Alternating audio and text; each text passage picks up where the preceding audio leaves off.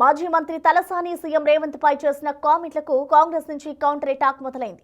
తలసాని నోరు అదుపులో పెట్టుకోవాలని సీరియస్ అయ్యారు ప్రభుత్వ వైపు బీర్లా ఐలయ్య.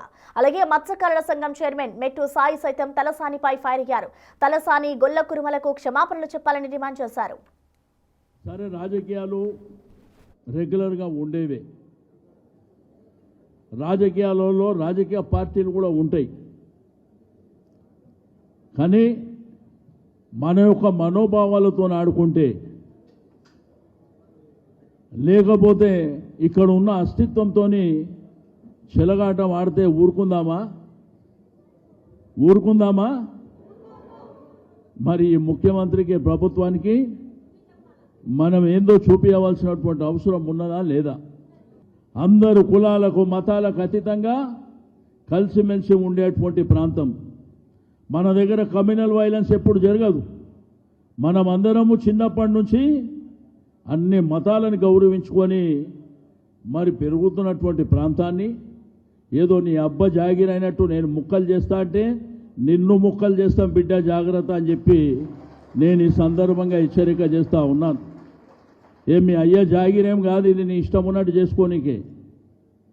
ఇది ప్రజాస్వామ్యం లోపల నైతికంగా ఇది ప్రజల యొక్క హక్కు. ఈ ప్రజల హక్కుని నేను కాలరాస్తా, నా ఇష్టం ఉన్నట్టు నేను చేస్తా.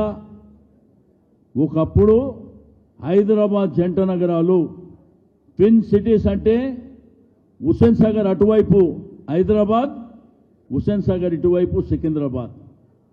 ఈరోజు రాష్ట్ర ముఖ్యమంత్రి రేవంత్ రెడ్డి గారి మీద ఎమ్మెల్యే మాజీ మంత్రి తలసాని శ్రీనివాస్ చేసినటువంటి వ్యాఖ్యను తీవ్రంగా కాంగ్రెస్ పార్టీ ఖండిస్తూ, మీ మాజీ ముఖ్యమంత్రి ఫామ్ హౌస్లో పండుకున్న మీ ద్వారా తెలంగాణ రాష్ట్రాన్ని ముక్కలు చేసినప్పుడు నీకు గుర్తు రాలేదా? తెలంగాణ ఉమ్మడిగా 10 జిల్లాలను 33 జిల్లాలు చేసి ముక్కలు చేసి మీ మాజీ ముఖ్యమంత్రి వారిలో కేసీఆర్ గారు చేసినటువంటి విధ్వంసాన్ని ఇలా పూడ్చి ప్రజాపాలన అందిస్తుంటే గౌరవ ముఖ్యమంత్రి మీద అవాక్కులు చివాక్కులు పేరుతున్నటువంటి తలసాని శ్రీనివాస్ గారు నోరు అదుపులో పెట్టుకొని మాట్లాడాలి. నీకు నోరు ఉందని ఇష్టం వచ్చినట్టు మాట్లాడి గౌరవ ముఖ్యమంత్రి ముక్కలు చేస్తా అంటున్నావు. ఇవాళ తెలంగాణ ప్రజలంతా కూడా నీ మాజీ ముఖ్యమంత్రి, నీ పార్టీ మిమ్మల్ని ముక్కలు చేసింది మర్చిపోయినావు. ఇవాళ మీ పార్టీ 4 ముక్కలైంది.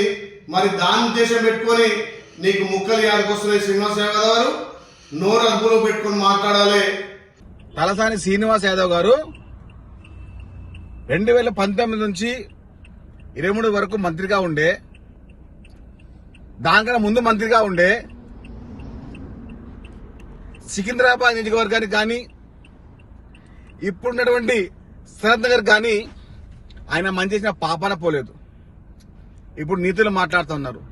గత 10 ఏళ్ళు బూతులు మాట్లాడి ఇప్పుడు నీతులు మాట్లాడుతూ ఉన్నారు. తలసాని శ్రీనివాస్ యాదవ్ గారు, మీరు రేవంత్ రెడ్డి గారి గురించి మాట్లాడే అర్హత మీకు లేదు. ముందుగా బేషరతుగా గొల్ల కుర్మ కులస్తులకు మీరు క్షమాపణ చెప్పి తీరాల్సిందే. 700 కోట్ల రూపాయల గొర్రెల స్కామ్ లో ప్రధాన నిందితుడు మీరే కదా, మోసం చేసింది మీరే కదా కులస్తులని. ఇప్పుడు మీరు మాట్లాడుతున్నారు.